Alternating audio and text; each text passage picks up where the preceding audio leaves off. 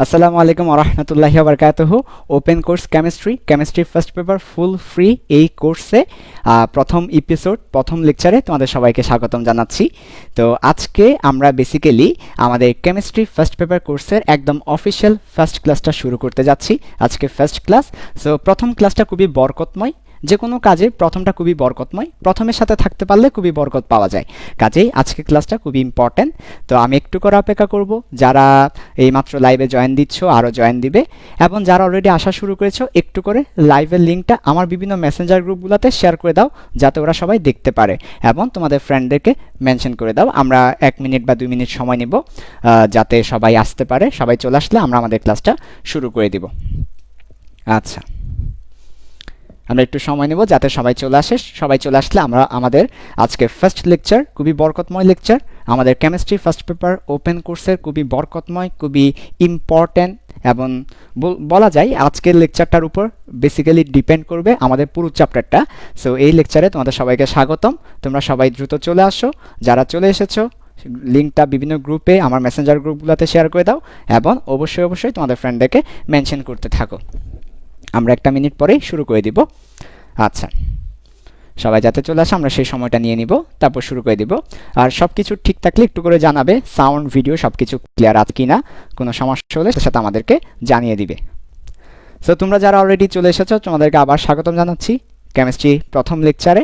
তোমরা খুব দ্রুত তোমাদের ফ্রেন্ডদেরকে মেনশন করতে থাকো, এবং আজকের লাইভ ক্লাসের লিঙ্কটা আমার মেসেঞ্জার গ্রুপগুলোতে একটু শেয়ার করে দাও, ওকে, যাতে সবাই দেখতে পারে। এরপরে আমরা আমাদের ক্লাসটা শুরু করে দিব আর মাত্র 30 সেকেন্ডের মধ্যে।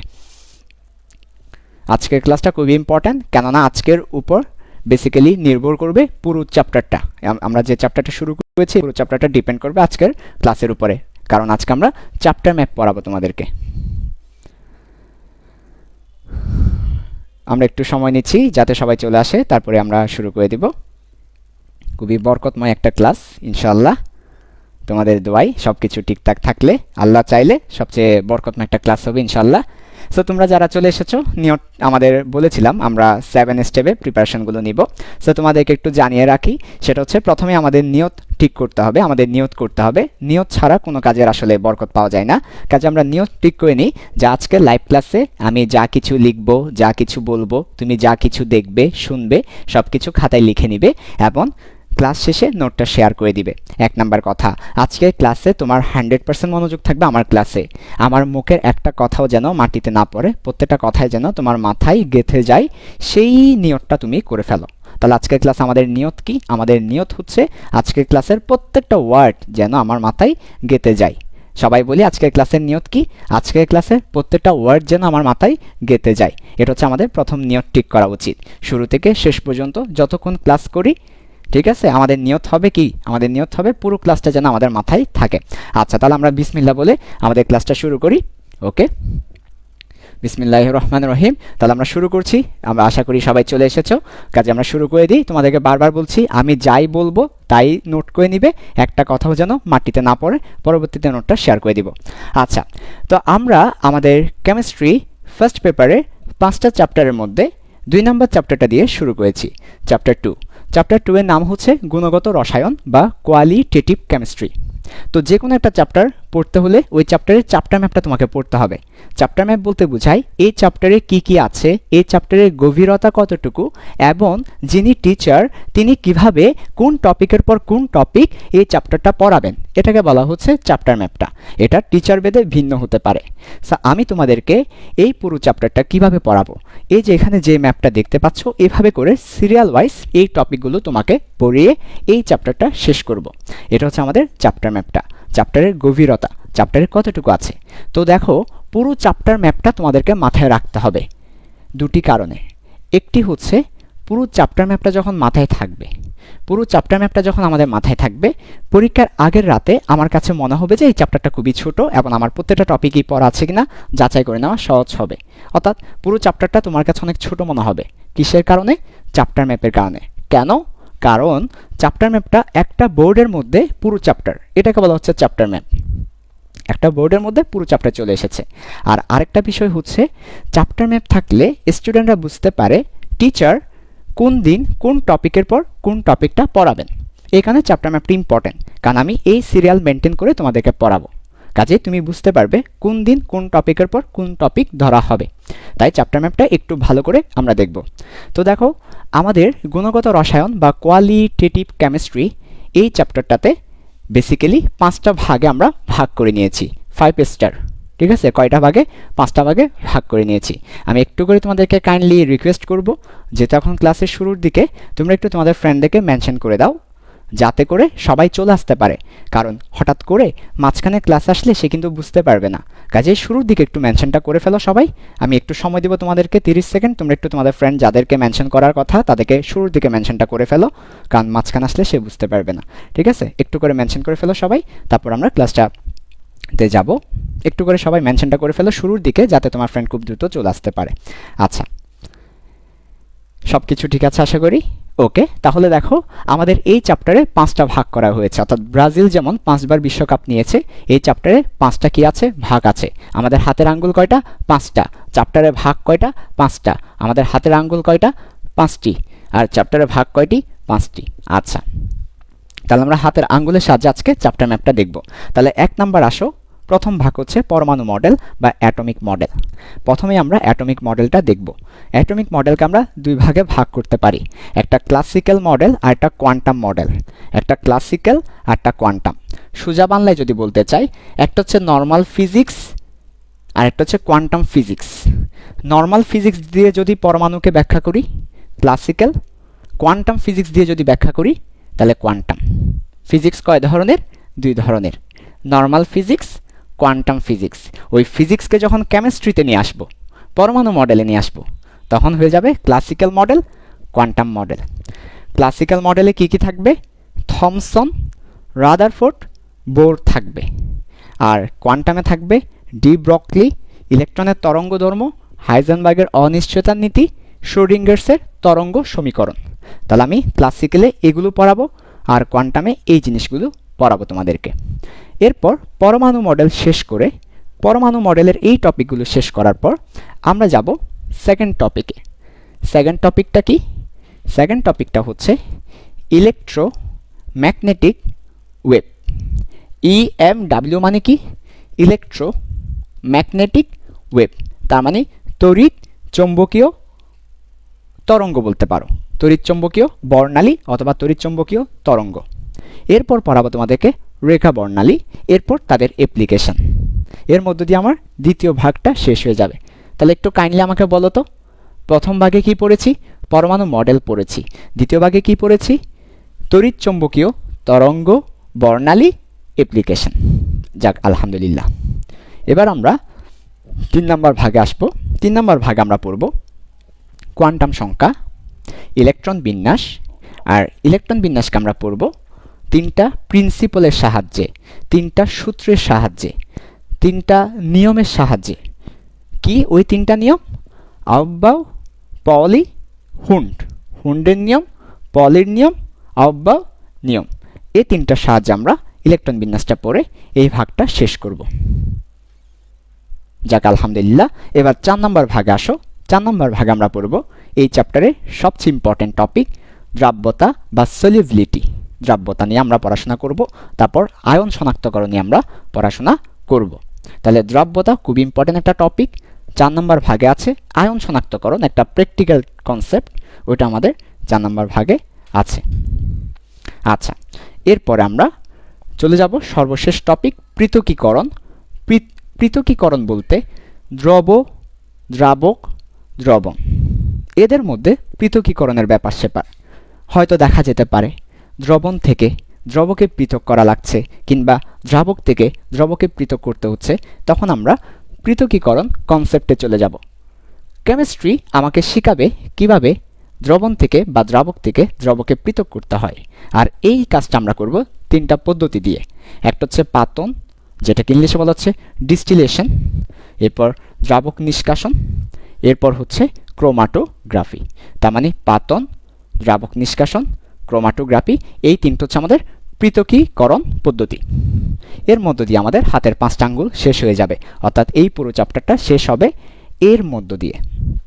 তাহলে চলো একবার রিভিউ দিয়ে দিই, খুব দ্রুত একবার রিভিউ হয়ে যাক। পুরো চ্যাপ্টারের চ্যাপ্টার ম্যাপটা খুব ইম্পর্টেন্ট। কী কী আছে পুরো চ্যাপ্টারে? প্রথমে আছে অ্যাটমিক মডেল, এবং অ্যাটমিক মডেলকে আমরা পড়াশোনা করব দুটি ওয়েতে, একটা ক্লাসিক্যাল ফিজিক্স দিয়ে ক্লাসিক্যাল ওয়েতে, আর একটা কোয়ান্টাম ফিজিক্স দিয়ে কোয়ান্টাম ওয়েতে। ক্লাসিক্যালে কে কে থাকবে? Thomson, Rutherford, Bohr. আর কোয়ান্টামে কে কে থাকবে? ডি ব্রকলি, হাইজেনবার্গ, তারপর শোরিঙ্গার্স। ওকে, এরপর কোথায় চলে যাব?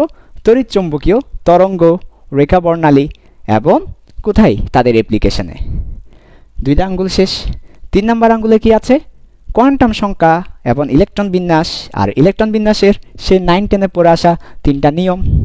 এরপর 4 নম্বর ভাগে যাব, সবচেয়ে ইম্পর্টেন্ট টপিক এই চ্যাপ্টারের দ্রব্যতা এবং আয়ন শনাক্তকরণ। সর্বশেষ টপিক একটা বলতে পারো গার্বেজ টপিক বলা যায়, অনেক বোরিং একটা টপিক, বাট আমি কথা দিচ্ছি অনেক সহজ করে মজা করে তোমাদেরকে পড়াবো বেসিক থেকে।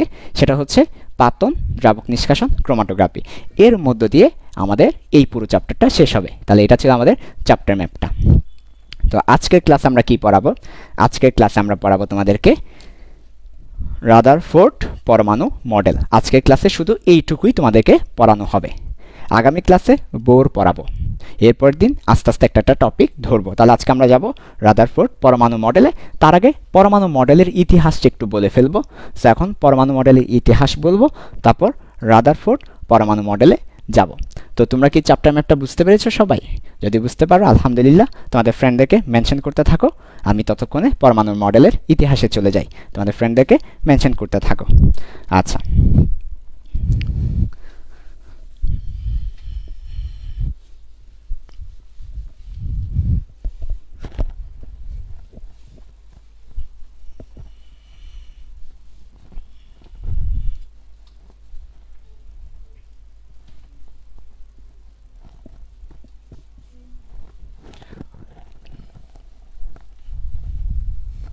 ঠিক আছে, তোমাদের ফ্রেন্ডদেরকে মেনশন করে ফেলছে আশা করি। সবাইকে আবারও ধন্যবাদ মেনশন করার জন্য, আমাদের পাশে থাকার জন্য। সো এখন আমরা চলে যাব কোথায়? এখন আমরা চলে যাব রাদারফোর্ড পরমাণু মডেলে। আচ্ছা ঠিক আছে, ওকে, তাহলে চলে আসো। খুবই ইম্পর্টেন্ট, আমি আগেই বলেছি প্রত্যেকটা লাইভ ক্লাস বলো বা আমাদের কেমিস্ট্রি ক্লাস বলো, এটা যেহেতু একদম ফুল একটি কোর্স, এটা কোনো এমন না যে 10 দিন 15 দিন পড়াবো তারপর একটা পেড কোর্স খুলবো, এরকম না। অন্যান্য কোর্সে যেটা করি সেটা হচ্ছে 10 দিন 15 দিন একটা ফ্রি ক্লাস করিয়ে তারপর একটা পেড কোর্স খুলি। এতে দেখা যায় ফ্রি কোর্সগুলোতে বা ফ্রি ক্লাসগুলোতে আমার টার্গেট থাকে যে আমি কিভাবে ম্যাক্সিমাম স্টুডেন্টকে পটাতে পারি, সোজা বাংলায় পটাতে পারি। এটা থাকে আমার টার্গেট। কেন? কারণ আমার টার্গেট হচ্ছে ম্যাক্সিমাম স্টুডেন্টকে যদি আমি পটাতে পারি তারা পেড কোর্সে ভর্তি হবে। বাট এই কোর্সটা যেহেতু পুরোটাই ফ্রি, আমাকে সম্পূর্ণ সিলেবাস শেষ করতে হবে। এখানে আমার অন্য কোনো উদ্দেশ্য নেই, পেড কোনো উদ্দেশ্য নেই। কাজেই এখানে কিন্তু আমার টার্গেট কি নয়, তোমাকে পটানো নয়। এখানে আমার টার্গেট তোমাকে এই কোর্সটা আমার ম্যাক্সিমাম দিয়ে দেওয়া। কাজে আমি হয়তো মজা বিনোদন এসব একটু কম করব, আমি একটু পড়ার দিকে বেশি থাকব, যেন আমার টার্গেট তোমাকে 100% আমি দিতে পারি। আমি 100% দেওয়ার জন্য হয়তো এই ব্যাপারটা বলে দিলাম। তোমাদেরকে মজার চেয়েও পড়াটা একটু বেশি থাকবে, ঠিক আছে? আচ্ছা ওকে, সো তোমাদের নিয়ত কিন্তু ঠিক রাখা দরকার। তোমরা যদি তোমাদের নিয়তটা ঠিক করে ফেলো, দেখবা যে তোমাদের অনেক বেশি কি হবে, বরকত হবে। সো তোমাদের নিয়ত কি থাকা চাই? আমার প্রত্যেকটা কথা মাটিতে পড়তে দেওয়া যাবে না। প্রত্যেকটা কথাই কি থাকবে? প্রত্যেকটা কথাই খাতায় লেখা থাকবে, এবং সেই কথাগুলো শেয়ার করে দিব আমাদের গ্রুপে। আমরা গ্রুপের লিঙ্কটা দিয়ে দিব আজকে। সো এখন আমরা দেখব পরমাণু মডেলের ইতিহাস, তারপর আমরা রাদারফোর্ড পরমাণু মডেলে চলে যাব। পরমাণু মডেলের ইতিহাস। আচ্ছা ঠিক আছে, history of atomic model. Atomic মডেলের হিস্ট্রিটা আমরা দেখব। আচ্ছা, একদম প্রথম দিকে খুবই মজার ব্যাপারগুলো। একদম প্রথম দিকে থমসন। আচ্ছা, পরমাণু মডেল জিনিসটা কি? পরমাণু মডেল জিনিসটা হচ্ছে, আমরা কেউ আসলে পরমাণু দেখি নাই। আমরা কি পরমাণু দেখেছি? না, দেখি নাই। তুমি কি পরমাণু চোখে দেখেছো? না, দেখো নাই। আমরা আসলে কেউই পরমাণু চোখে দেখি নাই, কারণ পরমাণু খুবই ছোট একটা জিনিস। সো চোখে কেমনে দেখবো? আমরা কেউই পরমাণু দেখি নাই। তো বিজ্ঞানীরা যেটা দেখি নাই সেটার প্রতি আমাদের ইন্টারেস্ট বেশি, আমাদের চেয়েও বিজ্ঞানীদের ইন্টারেস্ট আরেকটু বেশি। তাই বিজ্ঞানীরা সময়ে সময়ে চেষ্টা করেছেন যে পরমাণু কেমন সে সম্পর্কে জানার। তারা বিভিন্ন পরীক্ষা নিরীক্ষার মাধ্যমে পরমাণু কেমন ওই ব্যাপারটা নিয়ে একটা অনুমান করেছেন। তাহলে কি বললাম? বিজ্ঞানীরা পরমাণু কেমন সেটা নিয়ে একটা অনুমান করেছেন। কিভাবে? পরীক্ষা নিরীক্ষার মাধ্যমে। বিজ্ঞানীরা পরীক্ষা নিরীক্ষার মাধ্যমে পরমাণু কেমন সেটা নিয়ে একটা অনুমান করেছেন। তাদের এই অনুমানকে বলছি পরমাণু মডেল। তো এই ধরনের অনুমান করে সেটা প্রস্তাব করেছেন এরকম কিছু বিজ্ঞানীর নাম বলবো। একজন হচ্ছে থমসন, 1900 সালের দিকে, একদম নতুন শতাব্দীতে থমসন 1900 সালের দিকে একটা মডেল দাঁড় করিয়েছেন। এরপর এসেছেন আরেকজন বিজ্ঞানী রাদারফোর্ড। রাদারফোর্ড 1911 সালের দিকে আরেকটা পরমাণু মডেল দাঁড় করিয়েছেন। এরপর এসেছেন নিলস বোর, 1913 সালের দিকে আরেকটা পরমাণু মডেল দাঁড় করিয়েছিলেন। বেসিক্যালি 1911 সালে রাদারফোর্ড যে পরমাণু মডেলটা দিয়েছেন সেখানে কিছু ভুল ছিল, ওই ভুলগুলা সংশোধন করে দিয়ে বোর 1913 সালে একটা পরমাণু মডেল দেন। এরপর ডি ব্রকলি, এরপর শ্রোডিঙ্গার, আর অনেকেই ছিল, আমরা জাস্ট এই দুজনের নাম বলছি তোমাদেরকে। ডি ব্রকলি এবং শ্রোডিঙ্গার 1920 সালের পরে তারা আরও একটা পরমাণু মডেল দিয়েছেন। তাহলে ভালো করে খেয়াল করো, একদম সবার প্রথমে আরও অনেকেই দিয়েছেন, আমরা উল্লেখযোগ্য যেগুলো আছে সেগুলো বলছি যেটা আমাদের লাগবে পরীক্ষায়। থমসন উনি একটা মডেল দিয়েছেন 1900 সালের দিকে, পরমাণু দেখতে কেমন সে সম্পর্কে।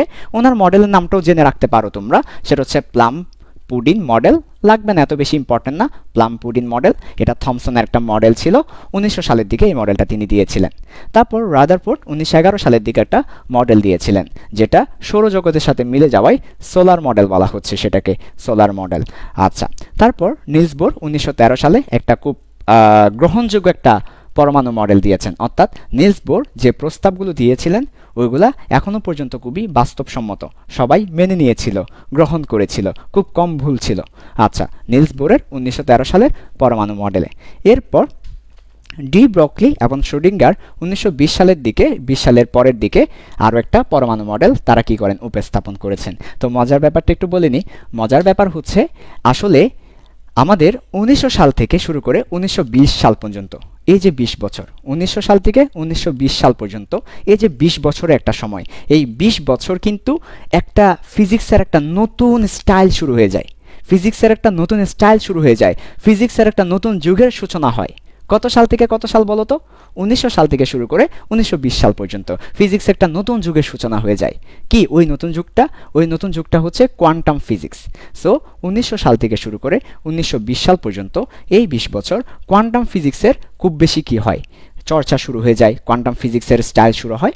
তখন গিয়ে 1920 সালের পরে গিয়ে ডি ব্রকলি এবং শ্রোডিঙ্গার ওই কোয়ান্টামকে বেস করে একটা মডেল দাঁড় করিয়েছেন। কিসের উপর ভিত্তি করে? কোয়ান্টাম ফিজিক্সের উপর ভিত্তি করে। কোন দুজন বিজ্ঞানী?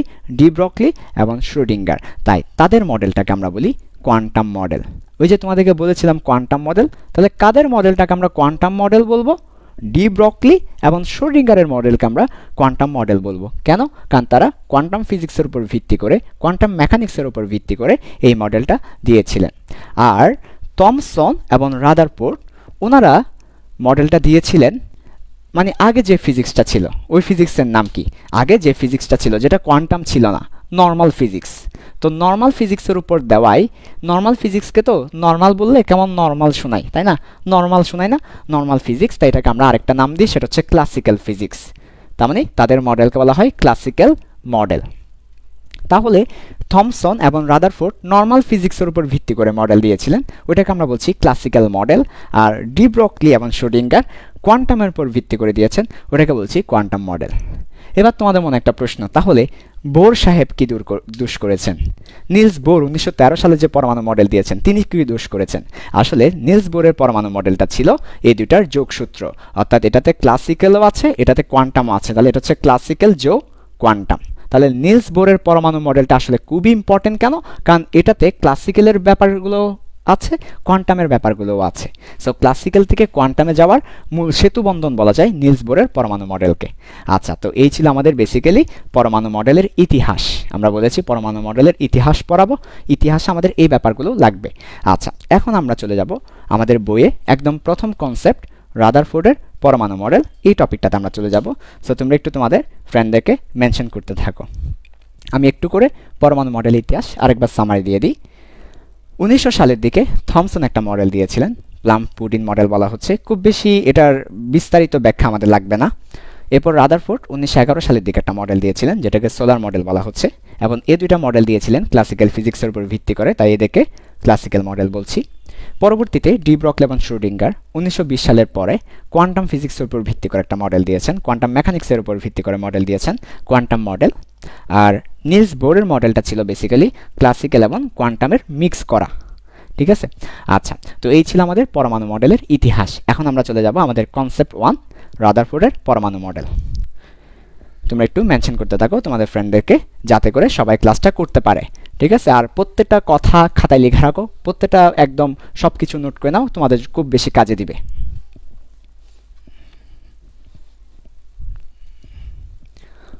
আচ্ছা, তাহলে এখন আমরা দেখব রাদারফোর্ডের পরমাণু মডেল।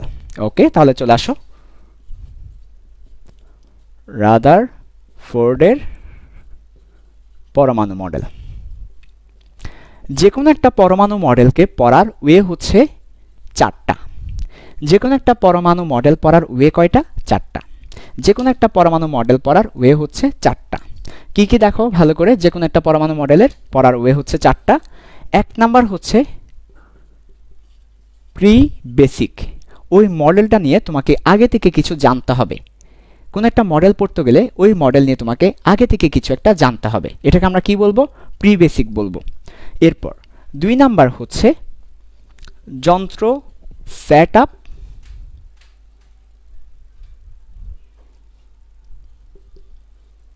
And observation.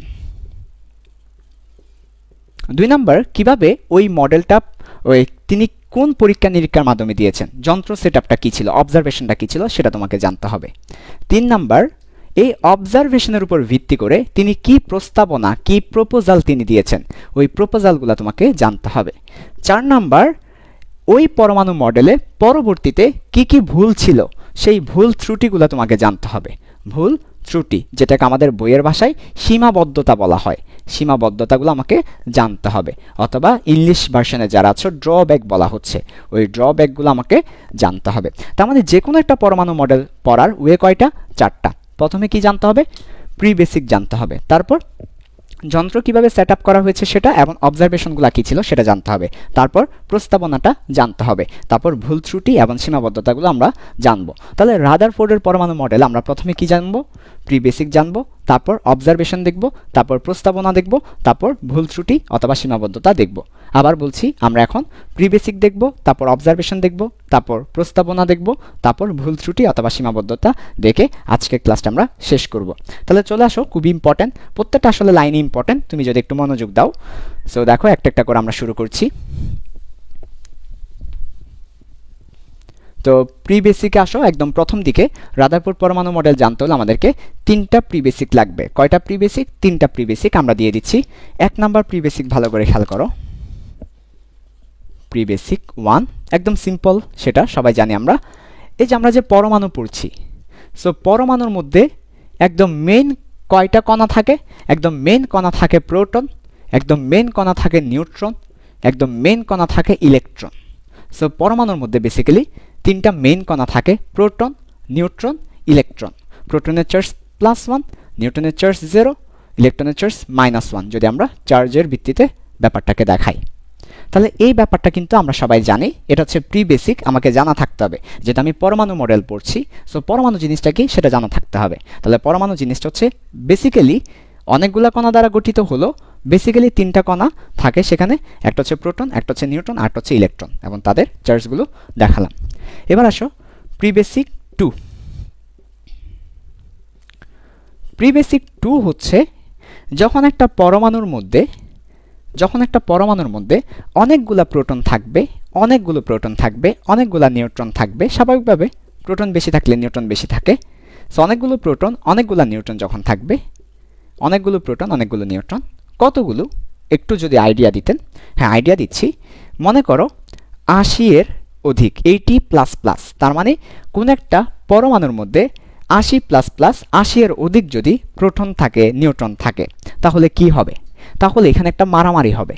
আমাদের বাসায় যখন আমাদের বাসায় যখন অনেকগুলো মানুষ আসে, মনে করো যে আমাদের বাসায় ছোট্ট একটা বাসায় মনে করো 50-60 জন মানুষ চলে আসলো, তাহলে স্বাভাবিকভাবে একটা হই হুল্লোড় বিশৃঙ্খলা একটা নয়েসের তৈরি হবে। তার মানে এই যে একটা পরমাণুর মধ্যে যখন অনেকগুলো প্রোটন নিউট্রন থাকবে তখন ওইখানের মধ্যে কি হবে, আমরা বেসিক্যালি এটা নিউক্লিয়াস দেখাচ্ছি, পরমাণু না, নিউক্লিয়াসই দেখাচ্ছি। তাহলে একটা নিউক্লিয়াসের মধ্যে যখন অনেকগুলো প্রোটন নিউট্রন থাকবে সেখানে একটা বিশৃঙ্খলা তৈরি হবে। তো বিশৃঙ্খলার ফলে আমরা কি শান্তি না পেয়ে কিছু মানুষ বের হয়ে যায়। মনে করো আমার বাসায় 50-60 জন মানুষ আসলো, ওরে এত চিল্লা ফাল্লা, এত হই হুল্লোড় আর ভাল লাগে না। আমি কি করলাম, আর ভালো সহ্য করতে না পেরে দরজা খুলে বের হয়ে গেলাম। তাহলে এই ব্যাপারটাকে আমরা জাস্ট, যদিও ব্যাপারগুলো এরকম না, কিন্তু ব্যাপারগুলোকে আমি এভাবে করে তোমাদের যাতে বুঝতে সুবিধা হয় তাই বলছি। তো এই ক্ষেত্রে অনেকগুলো নিউট্রন প্রোটন থাকলে সেই ক্ষেত্রে কিছু প্রোটন কিছু নিউট্রন বের হয়ে যায়, অথবা তাদের সাথে পরমাণুতে তো তারা ছাড়া আর অনেকেই থাকে, যেমন ম্যাসন, নিউট্রিনো, তারা বের হয়ে যায়। তার মানে কাদের ক্ষেত্রে বের হবে, যাদের 80-এর অধিক প্রোটন নিউট্রন আছে, যাদের প্রোটন সংখ্যা অনেক বেশি, যাদের প্রোটন সংখ্যা অনেক বেশি তাদের ক্ষেত্রে কিছু প্রোটন কিছু নিউট্রন বের হয়ে যায়। এই কিছু প্রোটন কিছু নিউট্রন বের হয়, এদেরকে আমরা বিভিন্ন কণা হিসেবে নাম দিই। যেমন কোনোটাকে বলি আলফা কণা বের হয়েছে, কোনোটাকে বলি বিটা কণা বের হয়েছে, কোনোটাকে বলি গামা রশ্মি বের হয়েছে, তাই না? আচ্ছা, আবার মাঝে মধ্যে বলে আলফা রশ্মি বের হয়েছে, তাই না? একটা ছোট্ট বেসিক তোমাদেরকে দিয়ে দিই। কণা মানে হচ্ছে একটা, আর রশ্মি মানে হচ্ছে কণার স্রোত। অনেকগুলো কণা যখন স্রোত আকারে যাবে সেটাকে আমরা বলি রশ্মি। তাহলে অনেকগুলো কণা যখন একসাথে যাবে সেটাকে আমরা বলছি রশ্মি, রে। আর পার্টিকলস বা কণা হচ্ছে একটা। তার মানে আমার যখন একটা বের হয় আলফা কণা, একাধিক বের হলে আলফা রশ্মি বলছি। তাহলে এভাবে পরমাণু থেকে কিছু কণা বের হয়ে যায়, যেমন আলফা কণা বের হয়ে যায়, বিটা কণা বের হয়ে যায়, গামা রশ্মি বের হয়ে যায়, তাই না? আচ্ছা, এটা কখন বের হবে? যাদের মধ্যে 80টার অধিক প্রোটন নিউট্রন থাকবে তাদের কাছ থেকে কিছু কণা বের হয়ে যাবে, আলফা কণা, বিটা কণা, গামা রশ্মি বা এরা বের হয়ে যাবে। আচ্ছা, তো এই যে যারা বের হয় বেসিক্যালি তারা খুবই তেজালু হয়। তারা খুবই কি হয়, তারা খুবই তেজালু হয়। মানে তেজালু মানে কি, অনেক বেশি টিপ, তেজালু, তেজওয়ালা। গরম পার্টি বলে না, গরম পার্টি আর কি, ওই যে আছে না কিছু এলাকার গরম পার্টি, ওরে কিসে কারে মারসা নিয়ে আয় আমাকে, আমি মারবো, গরম পার্টি আছে না, এদেরকে বলো তেজালু। তেজালু কি আলু, তেজালু কি আলু, তেজওয়ালা আলু, তেজালু। ওকে, তো এই যে এরা খুবই তেজালু হয়। আলফা কণা, বিটা কণা, গামা রশ্মি এরা খুবই তেজালু হয়। সো তেজালু হওয়ার কারণে, এবং তেজালু মানে কি, অর্থাৎ এই কণাগুলা যখন অন্য একটা কণার সাথে বা অন্য কিছুর সাথে ক্রিয়া করে, কি করে, ক্রিয়া করে, তখন তারা খুবই তেজালু ভাবে ক্রিয়া করে। মনে করে একটা আলফা কণা বের হয়ে অন্য একটা পরমাণুকে আঘাত করলো, তাহলে আঘাতটা কিভাবে করবে, তেজালুভাবে আঘাত করবে, তেজালুভাবে আঘাত করবে, তেজালুভাবে আঘাত করবে, তেজালুভাবে ক্রিয়া করবে। এই তেজালুভাবে ক্রিয়া করাকে আমরা বলছি তেজস্ক্রিয়। এটাকে আমরা বলছি তেজস্ক্রিয়। ক্রিয়া থেকে ক্রিয় আর তেজালু থেকে তেজ, তার মানে তেজস্ক্রিয়, অথবা ইংলিশে বলছি রেডিও অ্যাক্টিভ। এটাকে আমরা বলছি রেডিও অ্যাক্টিভ। তার মানে রেডিও অ্যাক্টিভ জিনিসটা কি, পরমাণুতে 80-এর অধিক প্রোটন নিউট্রন থাকলে, অর্থাৎ অনেক বেশি প্রোটন নিউট্রন থাকলে কিছু কণা বের হয়ে যায়। কিছু কণা বের হয়ে যাওয়ার পর তারা অন্য একটা পদার্থের সাথে তেজালুভাবে ক্রিয়া করে, তাই তাদেরকে বলছি তেজস্ক্রিয়। তাহলে এরা হচ্ছে তেজস্ক্রিয় কণা বা তেজস্ক্রিয় রশ্মি। কেন এদেরকে তেজস্ক্রিয় বলছি, কারণ এরা অনেক অ্যাক্টিভের সাথে কাজ করতে পারে। তো এই ব্যাপারটা হচ্ছে আমার 2 নাম্বার বেসিক। রাদারফোর্ড পরমাণু মডেলের জন্য আমাকে এটা জানতে হবে। একটু পরেই বুঝতে পারবো কেন এই বেসিকগুলো দরকার ছিল। ওকে, এবার আসো প্রি বেসিক 3। 3 নাম্বার যে প্রি বেসিকটা আমরা তোমাদেরকে দিতে যাচ্ছি, সবাই একটু মনোযোগ দাও এবং 100% সলিড নিয়ত নিয়ে ক্লাস করতে হবে। ক্লাসে যাই পড়বো সব কিছু একেবারে কি হবে, 100%। ওকে, একটু মাটিতে পড়তে দিব না, সব কিছু খাতায়। আচ্ছা, আর আজকে ক্লাসটা একটু সহজ, কারণ রাদারফোর্ড পরমাণু মডেল সহজ, এটা আবার 9-10-এ পড়েছি, ইন্টারে এটা তো অনেকবার পড়েছি। ইন্টারে যেহেতু এটা দিয়েই আমার প্রথম পরিচয়, তাকে বারবার দেখব। যে মেয়ের সাথে আমার প্রথম পরিচয় তাকে তো আমি বারবার ভালো করে দেখব। তো ইন্টার আমার পরিচয় হয়েছে রাদারফোর্ড পরমাণু মডেল দিয়ে, তাই তাকে একটু বেশি করে দেখেছিলাম আমরা, রাইট? সো তোমাদের কাছে একটু সহজ বেশি মনে হতে পারে, ধীরে ধীরে অন্যান্য কনসেপ্টে গেলে আমরা আসলে বুঝতে পারবো আর কি। তো যাই হোক, প্রি বেসিক 3 খেয়াল করো। প্রি বেসিক 3-তে আমরা একটা স্পেশাল কণা নিয়ে কথা বলবো, সেই স্পেশাল কণা হচ্ছে আলফা কণা। আমরা আলফা কণা নিয়ে প্রি বেসিক 3-তে কথা বলবো, কারণ রাদারফোর্ড পরমাণু মডেলের সাথে আলফা কণাটা জড়িত। দেখো আমি তোমাকে কোথায় থেকে কোথায় নিয়ে যাচ্ছি এটা ক্লাস শেষে তুমি বুঝতে পারবে। ক্লাস শেষে তুমি বুঝতে পারবে তোমাকে কোথায় থেকে আমি কোথায় নিয়ে যাচ্ছি। আমাদের সব কিছু ঠিক আছে তো? ওকে, তাহলে দেখো প্রথমে পরমাণুর কথা বলেছি, তারপরে আমরা এই নিউক্লিয়াসের কথা বলেছি। এখন আমরা চলে যাব প্রিবেসিক ট্রিতে। প্রিবেসিক ট্রিতে আমরা একটা স্পেশাল কণা নিয়ে কথা বলবো। ওই কণার নাম কি? আলফা কণা। সো আলফা কণাটা ভালো করে খেয়াল করো। আলফা কণা নিয়ে আমরা কথা বলবো। আচ্ছা, এখন আলফা কণা জিনিসটা কি? আমরা একটা মিসকনসেপশন আমাদের মধ্যে আছে। আলফা কণা মানে দ্বিধনাত্মক হিলিয়াম নিউক্লিয়াস। এটা হচ্ছে একটা মিসকনসেপশন। কি লিখে রাখলাম? মিসকনসেপশন। আমাদের মধ্যে এই মিসকনসেপশনটা আছে। দ্বিধনাত্মক হিলিয়াম নিউক্লিয়াসকে আলফা কণা বলা হয়। আমাদের বইপত্র কিংবা অনেকগুলা টিচার এই কথাটাকে মেনে নিয়েছে। তাহলে এই কথাটা হচ্ছে একটা ভুল কথা। তাহলে অনেকগুলো টিচার এবং আমাদের বইপত্র এই মিসকনসেপশনটা ছড়াচ্ছে। এটা হচ্ছে একটা মিসকনসেপশন, এটাকে আলফা কণা বলা হয় না। তাহলে আমরা যে বললাম প্রিবেসিক ট্রিতে আলফা কণা হচ্ছে দ্বিধনাত্মক হিলিয়াম নিউক্লিয়াস, এটা হচ্ছে একটা ভুল কথা, মিসকনসেপশন, যেটা আমাদের বইপত্র এবং আমাদের টিচাররা ছড়াচ্ছে। সো এই মিসকনসেপশনের ইয়াটা দেখো, আলফা কণা কাকে বলবো? যার কাছেই কোন একটা বডি, কোন একটা বস্তু বা কোন একটা কিছু, কোন একটা কণা, যার কাছেই দুইটা প্রোটন থাকবে এবং দুইটা নিউট্রন থাকবে, তাকেই আলফা বলে ফেলবো, সেটাই আলফা কণা হবে। মনে করো মিস্টার সায়েম রহমানের কাছে দুটি প্রোটন আছে, এই মুহূর্তে দুটি নিউট্রন আছে, তাহলে মিস্টার সায়েম রহমানকে তুমি আলফা কণা বলতে পারো। যার কাছেই দুইটা প্রোটন থাকবে, দুইটা নিউট্রন থাকবে, সে যেই হোক না কেন, যার কাছেই দুইটা প্রোটন থাকবে, দুইটা নিউট্রন থাকবে, তাকেই তুমি আলফা কণা বলতে পারবে। আলফা কণা ব্যাপারটা আরও এভাবে বলি, ব্যাপারটাকে দেখো ভালো করে। এই যে ৮০ এর অধিক পরমাণু হলে সেখান থেকে কিছু কণা বের হয়। তো বের হওয়ার সময় যদি অ্যাট এ টাইমে একই সাথে দুটি প্রোটন এবং দুইটি নিউট্রন বের হয়ে যায়, একই সাথে দুটি প্রোটন এবং দুটি নিউট্রন যখন বের হয়ে যাবে, তখন আমরা আসলে ওই কণাটাকে একটা স্পেশাল নাম দিয়েছি আলফা কণা। আলফা কোনো আলাদা কোনো কণা নয়, আসলে এই চারজনকে একসাথে আলফা বলেছি, একটা নাম দিয়েছি। এরা আসলে আর কেউ না, এরা হচ্ছে প্রোটন আর নিউট্রন। আলফা তোমার মধ্যে কে আছে? আলফা হচ্ছে একটা গাড়ি, ওই গাড়ির মধ্যে কে কে আছে? দুইটা প্রোটন আছে, দুইটা নিউট্রন আছে। আলফা নামক গাড়ির মধ্যে কে কে আছে?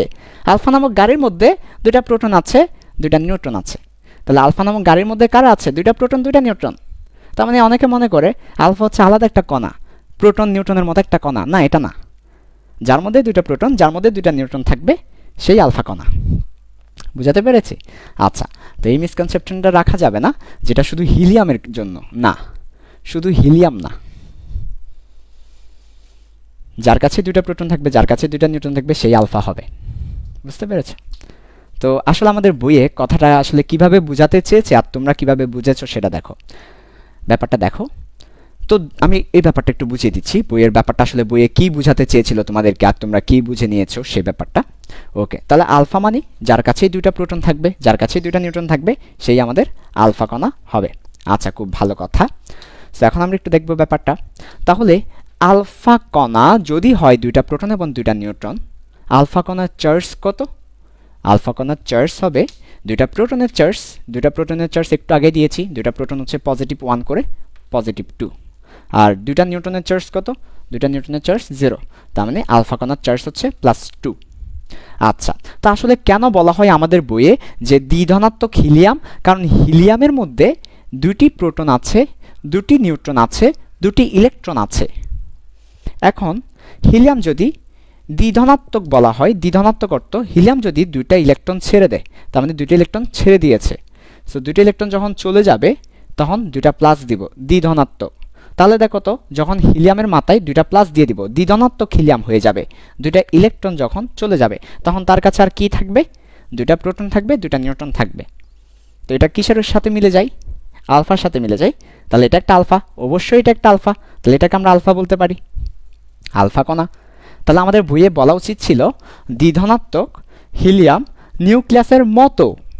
হিলিয়াম নিউক্লিয়াস কেন আলফা কণা হতে যাবে? হিলিয়াম নিউক্লিয়াসের মতো, বুঝতে পেরেছো? ওদের মতো। তার মানে যার কাছেই দুইটা প্রোটন, দুইটা নিউট্রন থাকবে, সেই আলফা হয়ে যাবে। ফর এক্সাম্পল লিথিয়াম, লিথিয়ামের যদি 3টে ইলেকট্রনে চলে যায়, না হবে না, কারণ লিথিয়ামের কাছে 3টা প্রোটন 3টা নিউট্রন আছে। তাহলে কি হবে? হবে না। মনে করো এক্স নামক একটা কণা যার কাছে 2টা প্রোটন আছে, 2টা নিউট্রন আছে, 3টে ইলেকট্রন আছে। তাহলে এক্সকে আলফা কণায় পরিণত করতে হলে কি করতে হবে?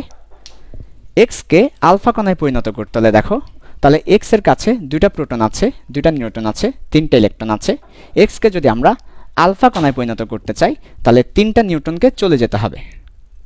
তাহলে 3টা নিউট্রনকে যদি চলে যেতে হয়, তাহলে আমরা এখানে কি করতে পারি? তাহলে একটু দেখো 3+ দিতে হবে। তাহলে এটাকে আমরা বলবো আলফা কণা। আচ্ছা, তাহলে এটা হচ্ছে আমাদের আলফা কণা। ওকে, তো এই মিসকনসেপশনগুলো আমাদেরকে সবসময় ক্লিয়ার রাখতে হবে। আমি অল্প পড়ি, সমস্যা নাই। আমি যাই পড়ি, সমস্যা নাই। যেটা পড়ব সলিডভাবে পড়তে হবে। বেশি পড়ে লাভ নাই। অনেক ইতিহাস পাতিহাস লাভ নেই তো ভাইয়া। আমার এদিক দিয়ে ঢুকে স্থায়ী হচ্ছে না, এদিকে চলে যাচ্ছে, লাভ নেই। ইনপুট তোমাকে আমি 100 দিতে পারবো, আউটপুট তুমি কত নিতে পারবে?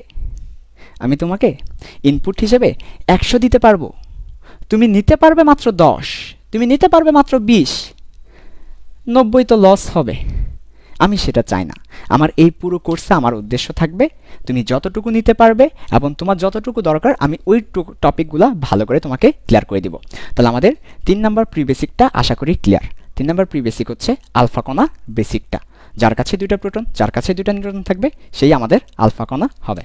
ঠিক আছে ভাইয়া, 3টা প্রি বেসিক শেষ করলাম। এবার আমরা চলে যাব আমাদের 2 নাম্বার অংশ ছিল যন্ত্র সেটআপ এবং অবজারভেশনে। তাহলে চলে আসো যন্ত্র সেটআপ এবং অবজারভেশন। তোমাদের যদি আমার ক্লাসটা ভালো লেগে থাকে অবশ্যই শেয়ার করতে ভুলো না এবং ফ্রেন্ডদেরকে মেনশন করে দিও। সবাই একটু ফ্রেন্ডদেরকে মেনশন করে দিও, আর ভালো লাগলে শেয়ার করে দিবে নিজেদের টাইমলাইন সহ বিভিন্ন গ্রুপে। এখন আমরা দেখব অবজারভেশন। ভালো করে খেয়াল করো অবজারভেশন। ওকে, তাহলে আসো অবজারভেশন। এখন আমরা দেখব অবজারভেশন এবং যন্ত্রপাতি সেটআপ। অবজারভেশনটা আমরা দেখব 3টা ভাগে ভাগ করে। অবজারভেশনটাকে আমরা দেখব 3টা ভাগে ভাগ করে। তাহলে আসো প্রথম ভাগ খেয়াল করো ভালো করে। 3টা ভাগে ভাগ করে আমরা অবজারভেশনটাকে দেখব। প্রথম ভাগে হচ্ছে খুবই মজার, আলফা কণা নিব। এখানে আলফা কণা আগে পড়িয়ে ফেললাম, একটা আলফা কণা আমাদেরকে নিতে হবে। তাহলে আমরা একটা আলফা কণা নিব। এই যে দেখো একটা আলফা কণা আমরা নিচ্ছি। আলফা কণা, একটা কণা তো নিব না, অনেকগুলা কণা নিব। তার মানে অনেকগুলো আলফা কণা নিলাম, অনেকগুলা পজিটিভ, এই যে দ্বিধনাত্মক positive positive positive positive positive positive positive positive positive positive মানে কি? পজিটিভ পজিটিভ মানে হচ্ছে আলফা কণা। ওই যে 2টা প্রোটন 2টা নিউট্রন থাকবে। তাহলে অনেকগুলো আলফা কণা নিয়েছি। অনেকগুলো আলফা কণাকে কি আর আলফা কণা বলবো? আলফা রশ্মি বলবো। তার মানে আলটিমেটলি আলফা রশ্মি নিয়েছি। কি নিয়েছি? আলফা রশ্মি। অনেকগুলো কণা থাকলে তো রশ্মি বলবো, আলফা রশ্মি নিয়েছি। আচ্ছা, এরপর কি নিয়েছি দেখো, একটা পর্দা নিয়েছি। একটা পর্দা নিয়েছি। একটা পর্দা নিয়েছি। ওকে, পর্দা। ভাই এটা কোন পর্দা? ওই যে আমাদের বাসায় যে পর্দাটা আছে ওই পর্দা? আমাদের বাসায় যে পর্দা আছে ওই পর্দাটাকে বলছেন? না না, আরে এটা কিন্তু ওই পর্দা না। আমাদের বাসাবাড়ির পর্দা নিয়ে নাই, এটা হচ্ছে সায়েন্সের পর্দা। ভাইয়া সায়েন্সের পর্দা আবার কোনটা? এটা হচ্ছে সায়েন্সের পর্দা। সায়েন্স বলতে যেখানেই ফিজিক্সে, কেমিস্ট্রিতে যখনই তুমি পর্দা শব্দটা শুনবে, স্ক্রিন, স্ক্রিন এই শব্দটা যখন তুমি শুনতে পারবে, যখনই তুমি স্ক্রিন শব্দটা দেখবে, পর্দা শব্দটা দেখবে, সায়েন্সের মধ্যে যখনই তুমি পর্দা দেখবে, এটা কিন্তু মেয়েদের নিকাব পরে যে ওই পর্দা না, মেয়েটা খুব পর্দাশীল। তাহলে মেয়েটা খুব পর্দাশীল, তাহলে সে রাদারফোর্ড পরমাণু মডেল থেকে অনুপ্রাণিত হয়েছে এরকম না, কিন্তু এটা ওই পর্দা না, এটা সায়েন্সের পর্দা। আর সায়েন্সের পর্দা বলতে কি বুঝাচ্ছেন? সায়েন্সের পর্দার একটা মিনিং আছে, বেসিক, কিন্তু সায়েন্সের পর্দার একটা মিনিং আছে। সায়েন্সের পর্দার মিনিংটা ভালো করে খেয়াল করো।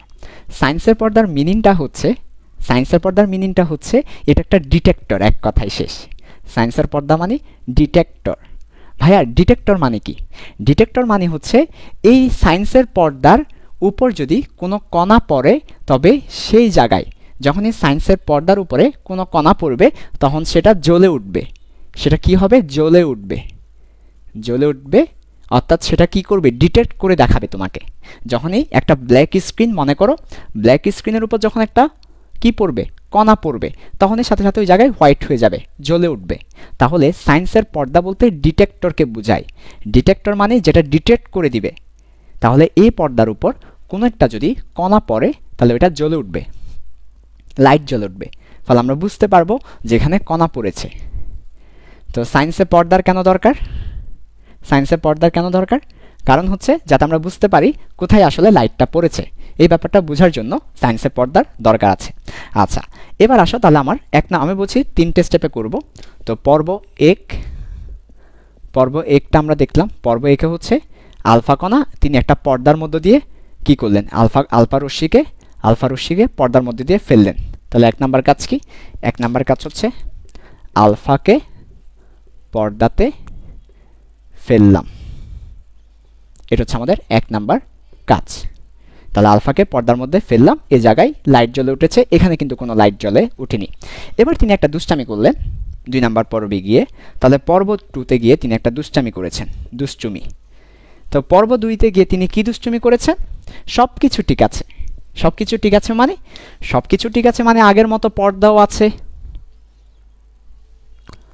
আগের মতো পর্দাও আছে, আগের মতো আলফা কণাও আছে, আগের মতো আলফা কণা যাচ্ছেও, আলফা রশ্মি যাচ্ছে আগের মতো। কিন্তু তিনি একটা দুষ্টামি করেছেন। ওনার দুষ্টামিটা হচ্ছে তিনি এই জায়গায় একটা স্বর্ণের পাত্র রেখে দিলেন। এই জায়গায় একটা কি রাখলেন? এই জায়গায় একটা স্বর্ণের পাত্র রেখে দুষ্টামি শুরু করলেন। স্বর্ণের পাত, যেটাকে ইংলিশে বলবো গোল্ড ফয়েল। অনেক সময় রাদারফোর্ডকে গোল্ড ফয়েল এক্সপেরিমেন্ট বলা হয়। কেন? স্বর্ণের পাত্র রেখে এই কাজটি তিনি করেছেন। তাহলে তিনি এখানে একটা স্বর্ণের পাত্র রেখে দিলেন দুষ্টুমি করে। প্রথমে কিন্তু খুব ভালোই ছিল, আলফা কণা যাচ্ছে পর্দার মধ্য দিয়ে। পরবর্তীতে তিনি করলেন কি, আলফা কণা, পর্দা, মাঝখানে একটা স্বর্ণের পাত্র রেখে দিলেন। এরপর তিনি কি হয় দেখলেন, দেখতে পাচ্ছেন যে যখনই স্বর্ণের পাত্র রেখেছেন তিনি এক্সপেক্ট করেছিলেন আগের মতো এই জায়গা দুটাতে কি হবে, উজ্জ্বল হবে। কিন্তু তিনি অবাক হয়ে গেলেন। বিশ্বাস করেন রাসেল ভাই, বিশ্বাস করেন রাসেল ভাই, যা ঘটেছে এরপরে মোটেও প্রস্তুত ছিলাম না। রাদারফোর্ড মোটেও প্রস্তুত ছিলেন না। কি ঘটেছে? এই জায়গায় লাইট জ্বলে উঠেছে, এই জায়গায় লাইট জ্বলে উঠেছে, এই জায়গায় লাইট জ্বলে উঠেছে, এখানে লাইট জ্বলে উঠেছে, এখানে লাইট জ্বলে উঠেছে, এখানে লাইট জ্বলে উঠল।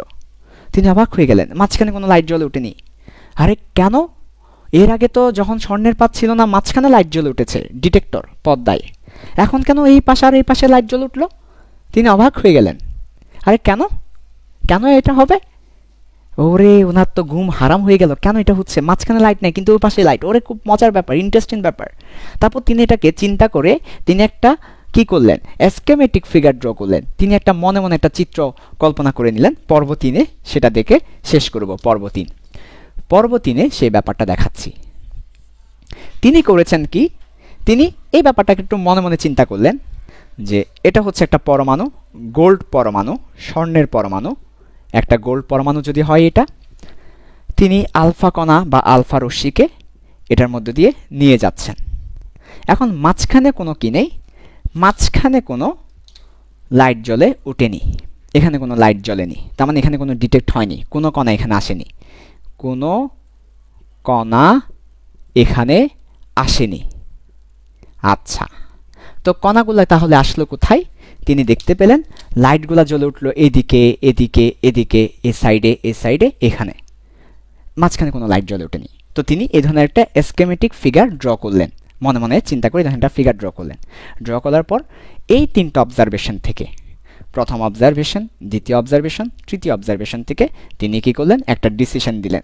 এই যে দেখো, গোল্ড পরমাণু নিয়েছি না, গোল্ড পরমাণুর উপরে আলফা কণা দিয়েছি। আলফা কণা দেওয়া মানে পজিটিভ চার্জকে দেওয়া, পজিটিভ চার্জকে দিয়েছি।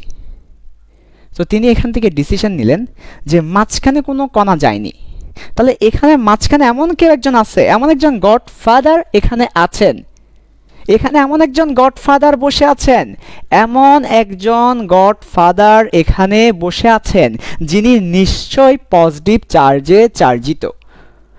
এইখানে মাঝখানে পরমাণুর কেন্দ্রে এমন একজন গডফাদার বসে আছেন যিনি পজিটিভ চার্জে চার্জিত।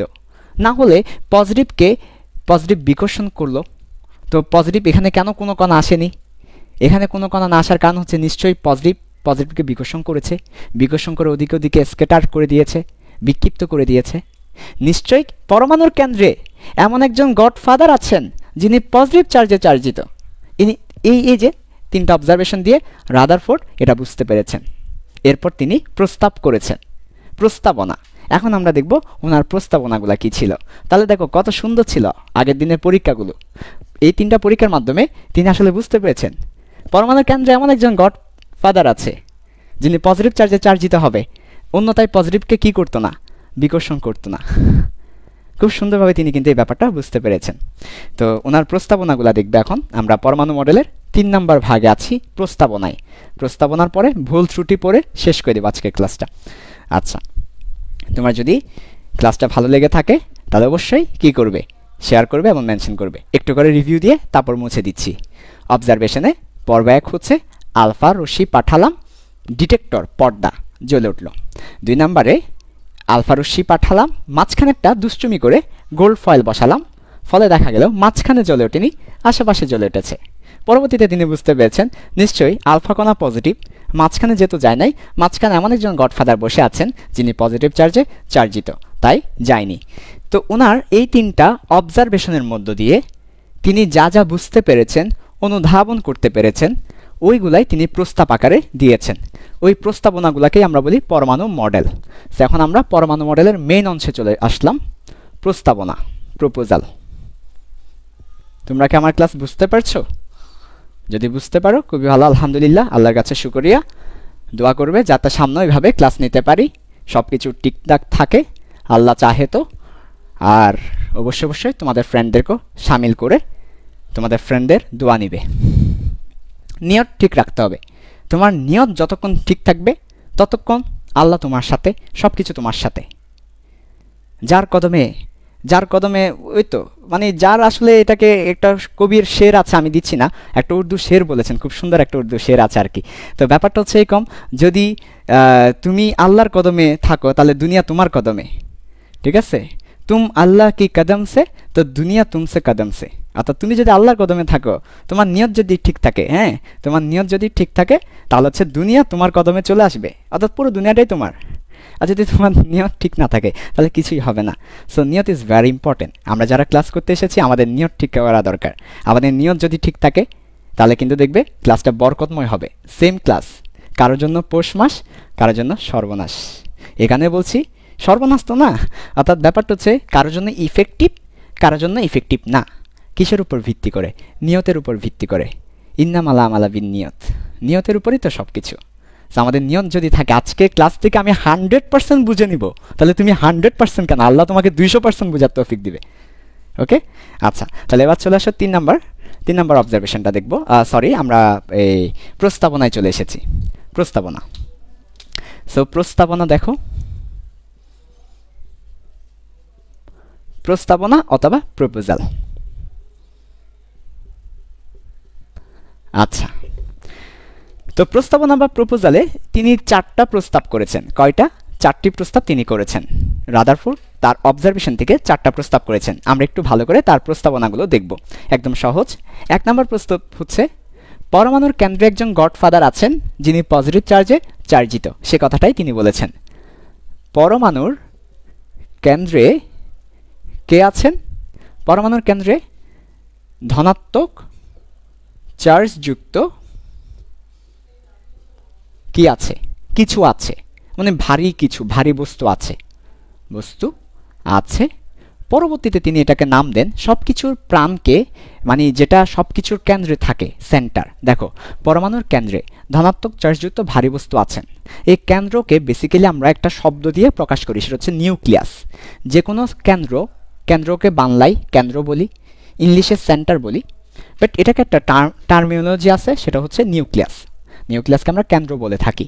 তো তিনি পরবর্তীতে এইটার নাম দিয়েছেন নিউক্লিয়াস। একে নিউক্লিয়াস নাম দেন ওই ধনাত্মক ভারী বস্তুকে। পরমাণুর কেন্দ্রে যে ধনাত্মক ভারী বস্তু আছে ওইটার নাম তিনি নিউক্লিয়াস দিয়েছেন। এটা ছিল ওনার 1 নম্বর প্রস্তাবনা। আমাকে যদি পরীক্ষায় বলে রাদারফোর্ডের পরমাণু মডেলের প্রস্তাবনাগুলো লিখো, প্রস্তাবনা হচ্ছে এই জিনিসটা। 2 নাম্বার প্রস্তাবনা দেখো একেবারে পরীক্ষার জন্য রেডি হয়ে যাচ্ছে আমরা। 2 নাম্বার প্রস্তাবনা ছিল পরমাণুর অধিকাংশ স্থান ফাঁকা। পরমাণুর অধিকাংশ স্থান ফাঁকা। অধিকাংশ স্থান ফাঁকা। কেন পরমাণুর অধিকাংশ স্থান ফাঁকা? কারণ হচ্ছে তিনি দেখতে পেয়েছেন ওই পর্দার মধ্যে, ডিটেক্টরের মধ্যে শুধু একটা ক্ষুদ্র অংশে কোনো কি হয়নি, লাইট জ্বলে ওঠেনি, আর বাকি অংশগুলোতে লাইট জ্বলে উঠেছে। তাহলে নিশ্চয়ই পরমাণুর বাকি অংশগুলোতে কিছু নেই। যদি কিছু থাকতো তাহলে তো হয়তো লাইট জ্বলে উঠতো না, স্ক্যাটার্ড করতো, বিকর্ষণ করতো, সমস্যা হতো। তাই পরমাণুর অধিকাংশ স্থান ফাঁকা। 3 নাম্বার যেটা সেটা হচ্ছে, ভালো করে খেয়াল করো, 3 নাম্বার হচ্ছে পরমাণু চার্জ নিরপেক্ষ। কাজেই পরমাণু যেহেতু চার্জ নিরপেক্ষ বলতে চার্জ নেই এটা নয়। দুইটা কথা এখানে খুবই ইম্পর্টেন্ট, আমি একটু করে তোমাদেরকে বেসিকটা দিয়ে দিচ্ছি। চার্জহীন নয়, আমি দুঃখিত, চার্জহীন নয়। ভাইয়া দুইটা ওয়ার্ড কিন্তু ইম্পর্টেন্ট। একটা হচ্ছে পরমাণু চার্জ নিরপেক্ষ, কিন্তু আমরা এই কথাটা বলতে পারবো না যে চার্জহীন। পরমাণু চার্জহীন এই কথাটা বলা যাবে না, বিকজ চার্জহীন বলতে চার্জ নেই, আর চার্জ নিরপেক্ষ বলতে চার্জ আছে কিন্তু ক্যান্সেল হয়ে গেল। বুঝাতে পেরেছি? মনে করো আমার কাছে একটা পজিটিভ চার্জ আছে আর একটা নেগেটিভ চার্জ আছে, একজন একজনকে তাদের বলরেখা দিয়ে ক্যান্সেল করে দিবে। পজিটিভ চার্জ বলরেখা ছড়িয়ে আর নেগেটিভ চার্জ সেই বলরেখা গ্রহণ করে আলটিমেটলি কোনো বলরেখা থাকবে না এখানে, ওরা একজন একজনকে নাকচ করে দিবে। তাহলে এখানে তো চার্জ আছে কিন্তু নাকচ করে দিয়েছে, তাহলে এটাকে বলবো চার্জ ছিল কিন্তু তাদের প্রভাব নেই, চার্জগুলো নিষ্ক্রিয় হয়ে গেল, প্রভাব নেই, নিরপেক্ষ। কিন্তু বলতে পারবো না চার্জহীন। চার্জহীন মানে তো চার্জ নেই বুঝাবে। সো এটা একটু ইম্পর্টেন্ট। আচ্ছা, এরপর ভাইয়া চলে আসো, এই কথাটা একটু মাথায় রাখতে হবে, সব কিছুই সলিডভাবে পড়তে হবে যাই পড়ি না কেন। আচ্ছা, তাহলে পরমাণু চার্জ নিরপেক্ষ। এরপর কাজেই পরমাণু যদি চার্জ নিরপেক্ষ হয়, তিনি আসলে এভাবে করেই জিনিসটাকে হাইপোথেসিস বা অনুমান করে নিয়েছেন। পরমাণু যদি চার্জ নিরপেক্ষ হয়, ভাইয়া তিনি বুঝতে পারলেন কিভাবে পরমাণু যে চার্জ নিরপেক্ষ? কারণ তিনি দেখলেন একটা পরমাণু যদি চার্জ থাকতো তাহলে সে অন্য একটা চার্জিত বস্তুকে আকর্ষণ বা বিকর্ষণ করত। তিনি একটা পরমাণুকে এই যে পরমাণু একটা চার্জিত বস্তুর কাছে রাখলেন, তারা কখন আকর্ষণ বিকর্ষণ করছে না, বিকজ এটা চার্জ নিরপেক্ষ। কিন্তু পরমাণুকে যদি চার্জিত করে দিতাম তখন আকর্ষণ বিকর্ষণ করত। তাহলে পরমাণু যেহেতু কোনো চার্জিত বস্তুকে আকর্ষণ বিকর্ষণ করে না, তাই পরমাণু চার্জ নিরপেক্ষ। তাহলে তিনি কিভাবে বুঝতে পেরেছেন পরমাণু চার্জ নিরপেক্ষ? কারণ তিনি অন্য একটা চার্জিত বস্তুকে আকর্ষণ বিকর্ষণ করে না, এভাবেই তিনি বুঝতে পেরেছেন পরমাণু চার্জ নিরপেক্ষ। তো পরমাণু চার্জ নিরপেক্ষ, কাজেই আমরা কি বলতে পারি? কাজেই আমরা বলতে পারি যে যেহেতু কেন্দ্রে পজিটিভ চার্জ আছে, কাজেই যেহেতু কেন্দ্রে পজিটিভ চার্জ আছে, অতএব চার্জ নিরপেক্ষ করার জন্য চারদিকে নেগেটিভ চার্জ অথবা এটাকে ইলেকট্রন আছে, ইলেকট্রন বলবো। তো আসলে ইলেকট্রন কিন্তু 1898 সালে থমসন তার মডেলের মধ্য দিয়ে আবিষ্কার করেছিলেন। কাজে ইলেকট্রন কিন্তু আবিষ্কার হয়ে গেল, ইলেকট্রন যে নেগেটিভ চার্জ এখন এটা আবিষ্কার হয়ে গেল, তাই তিনি ইলেকট্রন শব্দটা ব্যবহার করেছেন। তাহলে পরমাণু চার্জ নিরপেক্ষ, কাজেই যেহেতু কেন্দ্রে পজিটিভ চার্জ অতএব চারদিকে নেগেটিভ চার্জ থাকবে। এটা ছিল ওনার 3 নাম্বার প্রস্তাবনা। এবং সর্বশেষ প্রস্তাবনা, ওনাকে জিজ্ঞেস করা হয়েছিল, মিস্টার রাদারফোর্ড সাহেব, আপনি তো খুব সুন্দর 3টি কথা বলেছেন। পরমাণুর কেন্দ্রে একটা গডফাদার থাকবে পজিটিভ চার্জের, আবার পরমাণু যেহেতু চার্জ নিরপেক্ষ কাজে চারদিকে ইলেকট্রন থাকবে। আপনি খুবই সুন্দর একটা কথা বলেছেন মিস্টার রাদারফোর্ড সাহেব। তাকে বলা হচ্ছে এবার একটু যদি বলতেন, এই যে আপনি বলেছেন চারদিকে ইলেকট্রন থাকবে, আপনি একটা ফাঁকা মারছেন, কিন্তু একটা ফাঁকা মারছেন, মাঝখানে একটা গ্যাপ মেরে আমাদেরকে ধরাই দিছেন। এই যে আইওয়াশ, পরমাণুর চারদিকে ইলেকট্রন থাকবে বলেছেন, কিন্তু কিভাবে থাকবে একটু বলেন না। এটা কি পরমাণুর চারদিকে বৃত্তাকারে থাকবে, আয়ত আকারে থাকবে, বর্গাকারে থাকবে, শৈল্পিল আকারে থাকবে? পরমাণুর চারদিকে ইলেকট্রনটা কিভাবে থাকবে সেটা একটু বলে দেন না। তখন তিনি 4 নাম্বার প্রস্তাবনাটা দিয়েছিলেন। উনি বলেছেন সৌরজগতের মতো করে থাকবে। কিসের মতো করে? সৌরজগতের মতো করে থাকবে।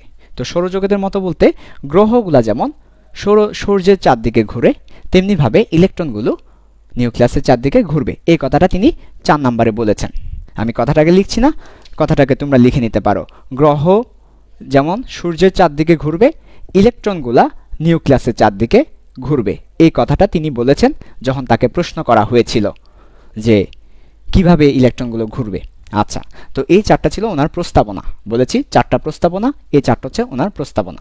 আমরা একদম শেষ পর্যায়ে চলে এসেছি আজকের ক্লাসে। এখন ওনার ভুল ত্রুটি দেখব। ওনার 3টা ভুল ত্রুটি আমরা দেখব, তারপর ক্লাসটা শেষ করে দিব। 3টি ভুল ত্রুটি দেখব। পুরো ক্লাসটাই 100% মনোযোগ দিয়ে তোমাদেরকে করতে হবে। তাহলে দেখো, ওনার 4টা প্রস্তাবনা ছিল। প্রথম হচ্ছে পরমাণুর কেন্দ্রে এমন একটা গডফাদার থাকবে যেটা পজিটিভ চার্জ, এবং ওই গডফাদারের নাম তিনি দিয়েছেন নিউক্লিয়াস। নিউক্লিয়াস শব্দের বাংলা মিনিং হচ্ছে কেন্দ্র। নিউক্লিয়াস শব্দের বাংলা মিনিং হচ্ছে কেন্দ্র। আমাদের বায়োলজিতেও আছে কোষের কেন্দ্র, সেটাকে আমরা বলি নিউক্লিয়াস। আমাদের অনেক জায়গায় নিউক্লিয়াস শব্দটা তোমরা পাবে। সো ভেরি ইম্পর্টেন্ট নিউক্লিয়াস ওয়ার্ডটা। পরমাণুর কেন্দ্রে ধনাত্মক চার্জযুক্ত ভারী বস্তুকে নিউক্লিয়াস নাম দিয়েছেন রাদারফোর্ড। পরমাণুর অধিকাংশ স্থান ফাঁকা। উনি বুঝতে পেরেছেন ডিটেক্টর থেকে, যেহেতু আমার অধিকাংশ স্থানে লাইট জ্বলে উঠেছে, কাজে অধিকাংশ স্থানে তাকে কোনো বাধা কেউ দেয়নি, তার কোনো ভেরিয়ান নাই, তাকে বাধা দেয় নাই, তার মানে অধিকাংশ স্থান ফাঁকা। পরমাণু চার্জ নিরপেক্ষ। তিনি বুঝতে পেরেছেন একটা চার্জিত বস্তুর কাছে নিলে পরমাণু কোনো আকর্ষণ বিকর্ষণ করে না। তো যেহেতু পরমাণু চার্জ নিরপেক্ষ, কেন্দ্রে ধনাত্মক চার্জ থাকলে তাহলে চারদিকে ঋণাত্মক চার্জ থাকবে, অন্যথায় কিন্তু চার্জ নিরপেক্ষ হওয়ার কোনো সম্ভাবনা নেই। এখন তাকে প্রশ্ন করা হলো ইলেকট্রন কিভাবে থাকবে, তখন তিনি বললেন সৌরজগতের মতো করে, যেভাবে গ্রহগুলো সূর্যের চারদিকে ঘুরে সেভাবে ইলেকট্রনগুলো নিউক্লিয়াসের চারদিকে ঘুরবে। তো এই 4টা প্রস্তাবনা ছিল রাদারফোর্ডের পরমাণু মডেলের প্রস্তাবনা। পরীক্ষা আসলে আমরা এই 4টা লিখব। এখানে এমসিকিউ প্রশ্ন আসতে পারে, নিউক্লিয়াসকে আবিষ্কার করেছেন? উত্তর হচ্ছে নিউক্লিয়াস আবিষ্কার করেছেন অথবা নিউক্লিয়াস নামকরণ করেছেন আর্নেস্ট রাদারফোর্ড। প্রশ্ন আসতে পারে, নিউক্লিয়াসের অধিকাংশ স্থান ফাঁকা নাকি পরমাণুর অধিকাংশ স্থান ফাঁকা? উত্তর হচ্ছে পরমাণুর অধিকাংশ স্থান ফাঁকা, নট নিউক্লিয়াস। প্রশ্ন আসতে পারে, পরমাণু চার্জহীন নাকি চার্জ নিরপেক্ষ? খুবই কনফিউশনাল একটা প্রশ্ন, যেটা মেডিকেলে সবসময় আসে, চার্জ নিরপেক্ষ। প্রশ্ন আসতে পারে, সৌরজগতের মতো করে মডেলটার নাম কি? সৌরজগতের মতো করে যে মডেল, সে মডেলের নাম হচ্ছে রাদারফোর্ডের পরমাণু মডেল অথবা স্বর্ণপাত মডেল। ঠিক আছে, তাহলে এই 4টা হচ্ছে আমাদের প্রস্তাবনা। এখন আমরা সর্বশেষ পার্টে চলে আসছি, শেষ ভালো যার সব ভালো তার। এখন ওনার এখানে এই কথাগুলাতে কি কি ভুল ছিলেন, এই ভুলগুলো আমরা দেখব। তার মানে ভুল ত্রুটি অথবা সীমাবদ্ধতা আমরা দেখে আজকের ক্লাসটা শেষ করব। আগামী দিন আমরা বোর পরমাণু মডেল সম্পর্কে জানব। আগামী দিন আমরা বোর পরমাণু মডেল সম্পর্কে জানব ইনশাআল্লাহ, আল্লাহ যদি সুস্থভাবে তৌফিক দান করে। আচ্ছা, তাহলে দেখো রাদারফোর্ড পরমাণু মডেলের সীমাবদ্ধতা, যেটা পরীক্ষায় প্রায় সময় সীমাবদ্ধতা লিখতে বলে। তাহলে আসো, ভুল ত্রুটি অথবা সীমাবদ্ধতা অথবা ড্রব্যাকস। ঠিক আছে, তাহলে রাদারফোর্ড পরমাণু মডেলের সীমাবদ্ধতা আছে 3টা, পড়াবো বেশি না। আমি যা পড়াচ্ছি এতটুকুই পড়বে তুমি, ইনশাল্লাহ এনাফ হবে। বেশি পড়ার কোনো দরকার নেই। আমি আগেই বলেছি আমি তোমাকে 100% দিতে পারবো, বাট তুমি নিতে পারবে 10%, বাকিটা ওয়েস্ট, লস। আমি চাই না তোমাদের লস হোক। আচ্ছা, তাহলে দেখো 3টা জাস্ট পড়লেই হবে। 1 নাম্বারটা দেখো ভালো করে।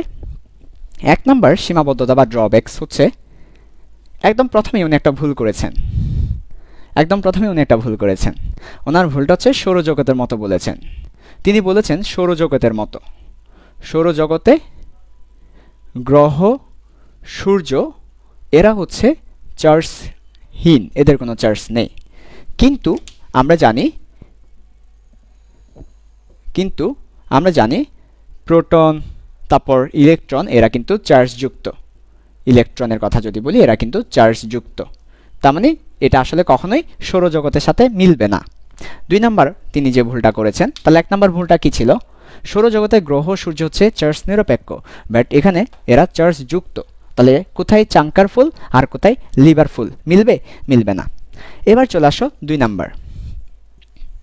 2 নাম্বার হচ্ছে তিনি যে ভুলটা করেছেন সেটা হচ্ছে তিনি একটা সূত্রকে ডাইরেক্ট তার এগেনস্টে চলে গেছেন। সূত্রটার নাম হচ্ছে ইলেকট্রোডাইনামিক্স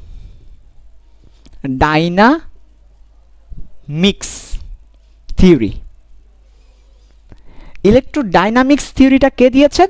মনে রাখবে ইলেকট্রো মানে হচ্ছে চার্জ বোঝাচ্ছি অথবা ইলেকট্রন বোঝাচ্ছি, ডাইনামিক্স মানে গতিশীল বোঝাচ্ছি। তাহলে ইলেকট্রোডাইনামিক্স শব্দের অর্থ কি? চার্জ গতিশীল। এই চার্জ গতিশীলকে বলা হয় ইলেকট্রোম্যাগনেটিজম।